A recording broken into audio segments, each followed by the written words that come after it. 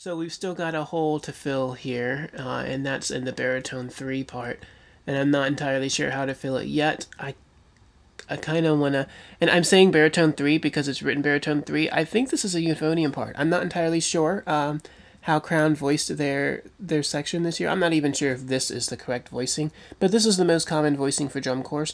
Unless you're the Blue Devils, then it's a little bit of a different voicing instrumentation. But most drum corps, full drum corps, use this sort of scoring, so I'm just kind of assuming that this is the case. A lot of times that third baritone part is a euphonium part. Instead of baritone 3, they'll have 2 baritone parts and a euphonium part, which would suggest that it would sometimes, depending on its function, switch between baritone 2, like playing with the baritone 2 and baritone 1, or playing with the tuba. So this might be doubling tuba up an octave, or it could be a third chord tone for the upper 2 baritone parts. I wanted to take the time to explain that just for your own future reference. But we've got that hole to fill in. But other than that, you'll see we've got the first half of this part pretty much filled out. So now we need to go here. Now this is an impact point. I'm going to go ahead and fill this impact point up with chord tones. Yeah, that would be right.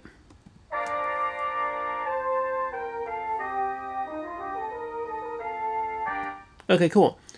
We're going to go back and listen to the baritone 2 part to see if we can fill in these parts. If you haven't figured it out, I've kind of made this sort of inference that this baritone headcam is a baritone 2 part, and I think it actually says so in the description as well.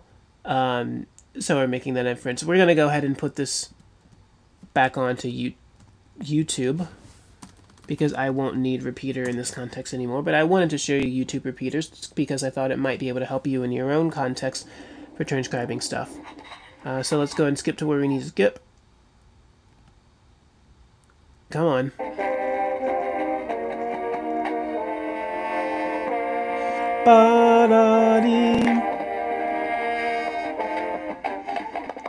Okay, so as I was saying, I'm going to go ahead and put the crescendos here because I feel strongly about this crescendo in the phrase. And so I'm putting it down while I'm thinking about it, because we know we have a dynamic change here. We might have accents here, I don't know, we'll make that decision. Obviously these are not double-tongued or triple-tongued, so I'm going to go ahead and slur them.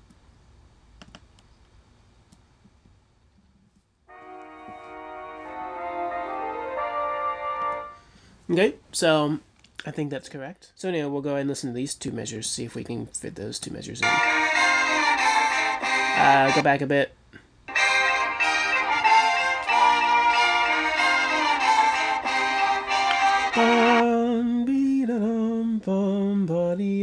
Is what we're going to write. And we're going to double that. Or are we going to double that? Yes, we are. We're going to double that. And what I'm doing right now is when I listened to that horn part, it sounded like beam, bum, bum. That's what it sounded like, so I'm going to put it in the horn part. However, if I put that in the horn part, I noticed that it was in the same tessitura, it was in the same voicing of the trumpet tube part, and that was going to cause a clash. And so I just went ahead and fixed that before. And I'm assuming that the trumpet 2 and the horn parts are just doubled. That's how I'm going to solve that problem, is I'm going to double that rhythm, because I feel more strongly about this rhythm than I feel about what I originally had in the trumpet 2 part. So that's what we're doing right now. I didn't hear the beam bum that I thought was here in that horn part, so we're going to make it a whole note instead. Beep ba bum bum ba dee da ya da da da da da. I think so. We're halfway done here, and really we're more than halfway done because we filled in this sort of section here. We're going to add dynamics. Maybe that'll solve that problem that keeps making me feel like we're not as loud as we need to be. Assigned to all staves. It's missing some sort of intensity, and it's probably because I haven't been doing these dynamics and articulations. We're going to accent all of these. We're going to take a listen to what this sounds like so far, so you can hear, and we're almost done. We'll probably be able to finish the rest in this last little session. We're probably going to make that mezzo piano.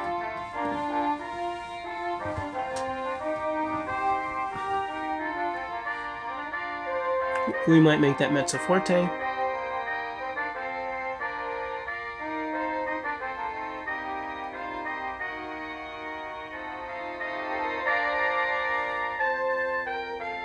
So we've got those three measures to fill in.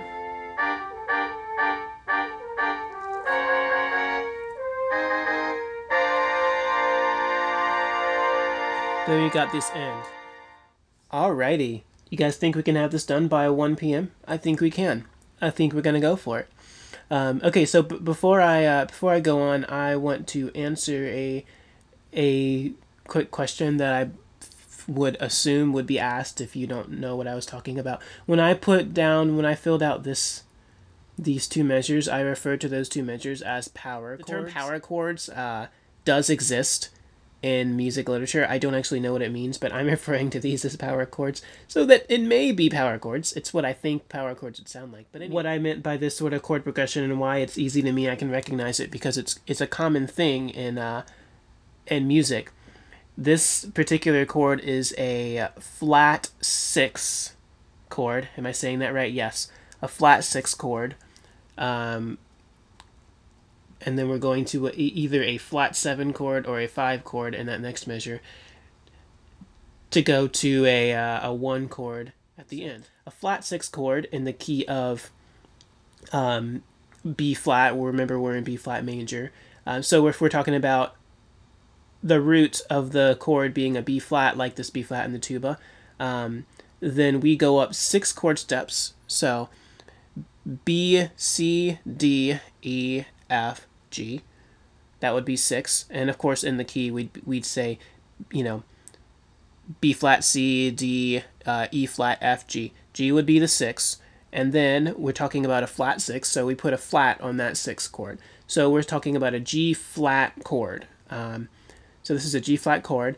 Boom would be the root, and then the next chord tone, this is doubled by the octave, this is also a G flat. The next chord tone would be the major third, boom, and then we'd have the 5th, boom, the perfect 5th, ba-da-dee, so that's your flat chord. So we've got ba-da-dee is our normal, that's our key signature. Then our sort of power chord, what I'm calling it, ba-da-dee, that flat 6 going up. So that's how I did that. And then we have ba-da-dee is our flat 7. That was easy for me to recognize because that happens a lot. It's not diatonic, meaning it's not in the key signature. You know that because we have flats. We have accidental markings because these notes don't fit in a normal B flat key. It's easy for me to recognize it by referring to it that way because it's a very popular way to voice chords that are not diatonic leading up to a really powerful resolution. So anyway, hopefully that makes sense. Okay, we have 20 minutes. Think we can do it? I think we can do it. I think we can do this thing in 20 minutes. We can finish the rest of this. By the way, this is a handy trick that I use in Finale when I'm using simple entry. I know that this is going to be a whole note tied to a half note. So what I'm going to do is I'm going to put a dotted whole note because I know what we want is 6 beats. And when I do that, since it's 4/4, Finale automatically splits that up into a whole note tied to a half note, and that sometimes saves the time. Another random Finale tip for you that helps me write these things so quickly. It's just the result of playing on Finale, writing on Finale as much as I do. Putting that in context kind of makes me want to revoice this. I definitely want to revoice this. Not necessarily because it's right. It could be right. Usually what makes sense is what is written, but of course Michael Klesch writing for Carolina Crown, he can pretty much write anything and they'll play it because, there's so much talent there from the teaching standpoint especially. That's how they were able to get the talent from a student standpoint in the first place. You have talented students being taught by incredibly talented teachers and they can play anything. So I'm doing what just makes logical sense to me. That doesn't mean that Crown's actual book makes logical sense because it doesn't have to in order for them to play amazingly because they have amazing players, extremely hard workers, and incredible teachers. But this makes sense to me, so I'm going to change the voicing so that it makes sense to me.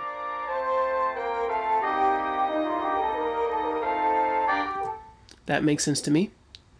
And I'm almost certain that that is going to be doubled in the on the trumpet 2 and trumpet 3 parts. I know for a fact that I want to make this doubled. The baritone 2 part doubled on the trumpet 3 part. Yeah, there's no point to make a unique line just for the trumpet 2. It might be there in actuality.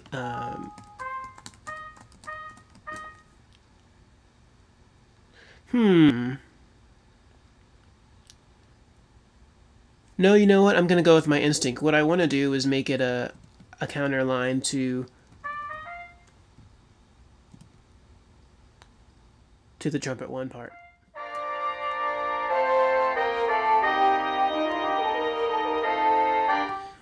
Yeah, and I'm kind of impartial to that. I'm not entirely sure that is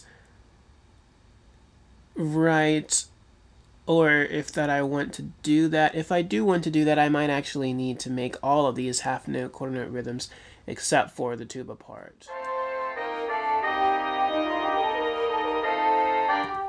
Okay, I think we're gonna get away with that. Let's put it slightly in context just to listen.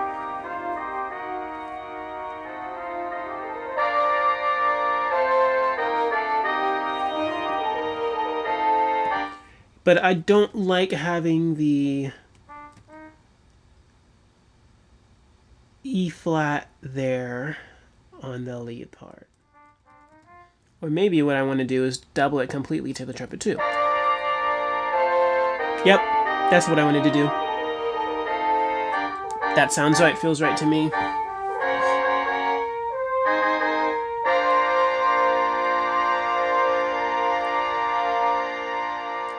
This is going to be interesting because I can't hear the chord structure here, because I'm pretty sure there isn't much of a chord structure of all, if at all. It's just kind of dissonance. So that's why I kind of say this for last. We're gonna see what we can do with it. So let's head over here, and we're gonna use that YouTube repeater trick probably. So we're gonna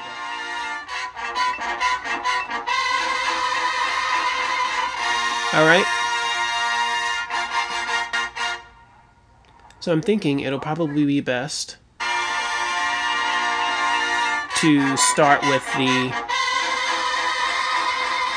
low winds, because the low winds appear to be in unison. And that's a tritone. Bop, bop, bop, bop, bum, bum, bum, bum, bum, bum, bum, bum. Okay, cool. Might not quite get this done by 1 p.m. It's going to take us slightly longer than that, I think, but oh well. We'll be close to it. We're still going to try. We'll have to go back and listen, but I'm pretty sure this is not a chord. I'm pretty sure these are perfect intervals, being perfect fifths, perfect fourths, and perfect octaves. Yeah. And we're going to accent and staccato this one. No, we're not. I don't like the sound of that.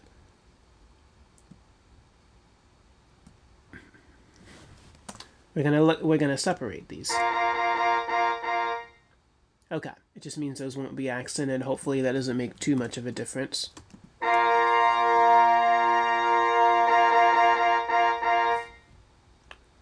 Well, we might be able to give a dual articulation to this just for our own sake. Again, you would never see this in real life, but I'm doing this based off of sound, and I know that finale is going to give me closest to what I'm looking for if I use this combination of articulations. Yep, that's what we want. Okay, cool. So anyway, it is now 1 o'clock. We stopped to explain a few things, so that's why it's taking a little bit longer. I thought this section was only going to take about 20 minutes, but it's probably going to take closer to 30 minutes. So if I go on with this, if I keep talking, it'll take longer than 30 minutes. So okay, so we're looking to fill in these 4 measures, and then we'll be done with this excerpt. So let's take a listen a few times.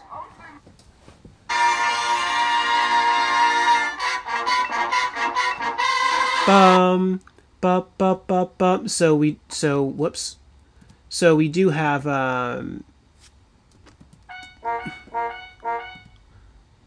we know for a fact, we heard that in this. We have the flat 9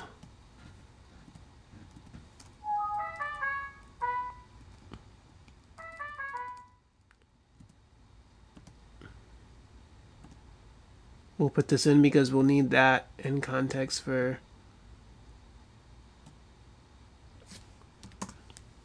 this, and we might actually move those up when we do these trills.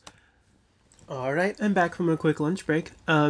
So, if you saw my high brass behind the scenes video, I made a mention about how digitized MIDI recordings will never sound anything like the real thing. Sometimes there are certain things that we want to do just to make it sound closer to the real thing. One of those, of course, me focusing on how the arrangement sounds rather than getting the right notes. But sometimes we want to put some certain articulations in to kind of make it sound the way we think it should sound in real life. You know, we might not necessarily actually see those specific markings if someone were to play it live. Sometimes, most of the time, you really do, because you want to be specific, especially in a marching band setting, or in a marching arts setting, I should say, whether it's marching band or whether it's drum corps. Especially drum corps, you've got 80 brass members sometimes all playing the same rhythm. Yeah, you do want to be extremely specific. But sometimes we're putting articulations in for the sake of the finale program. When I'm talking about transcriptions, I'm putting certain articulations in just because I know that the program itself will articulate it the way that I actually would want it to sound in real life, rather than that's how the musician would look at it and interpret it. This is a perfect example. I would rarely use this articulation marking in real life. However, I wanted those notes to be long but separated. And so using that sort of a articulation is going to help the computer understand what I want it to sound like. So I say all that to say that I'm going to put articulation markings in here. I'm going to show you the way that I do this,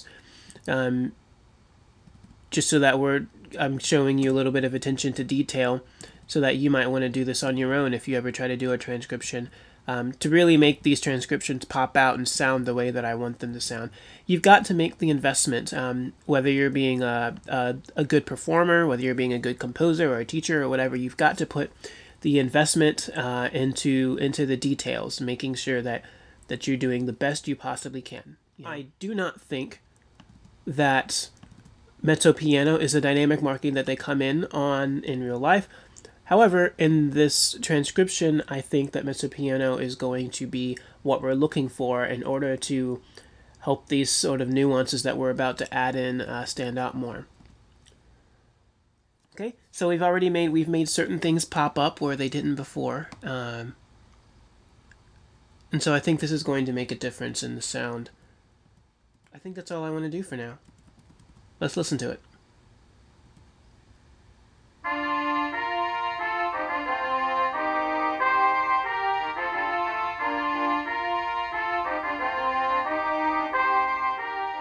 I'm looking at the beginning just because of the voicing, the doubling of the voicing, and I think we're going to change our mind about the bottom voices. Just for the beginning. Again, we wouldn't do this for an actual drum corps. We would just teach our low brass how to play louder, how to use more air support and project and resonate. But this is a computerized program. Okay. Yeah, that sounds better.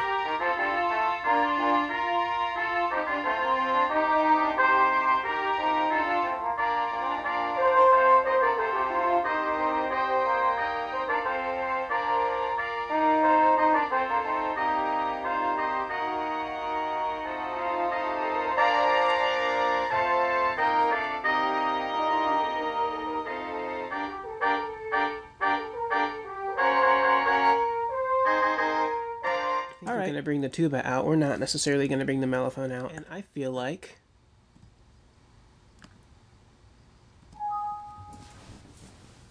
I made a rhythmic error here, and if I didn't, then I like the way that this sounds better. So I'm going to do it this way. Beep, bum, bum, bum, bum, bum, bum. And we are going to do a decrescendo, because that's out of the texture a little too much for a little too long. for my taste. Come on. I think that's going to do it, you guys. Alright, so let me show you real quickly what we're going to work on for our next episode. I've pulled up the recording that I purchased so that you can listen to it. We're going to work on this section. The ballad.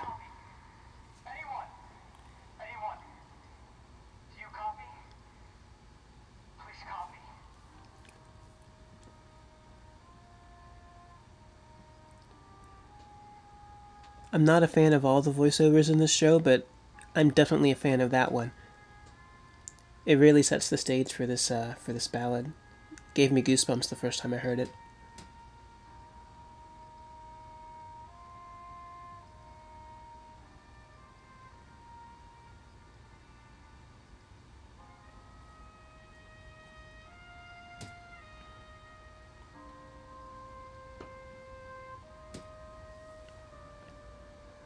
Okay.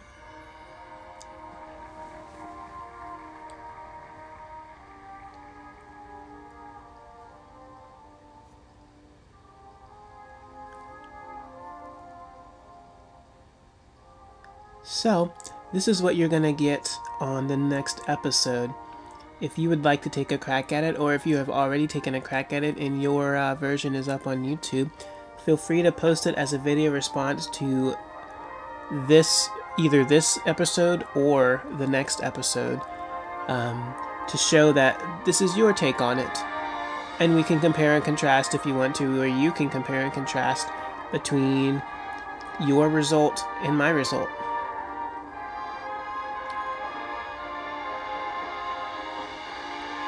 But until then, I hope that you've enjoyed this episode, and the next episode will be coming shortly. If you have any questions, leave a comment in the description below, and I will try to answer it to the best of my ability. All these videos are pre-recorded, so if you ask a question, I'll answer it in the comments, but you won't necessarily see the answer on the succeeding video. I'll try my best to answer these questions to the best of my ability, and hopefully they'll help you out.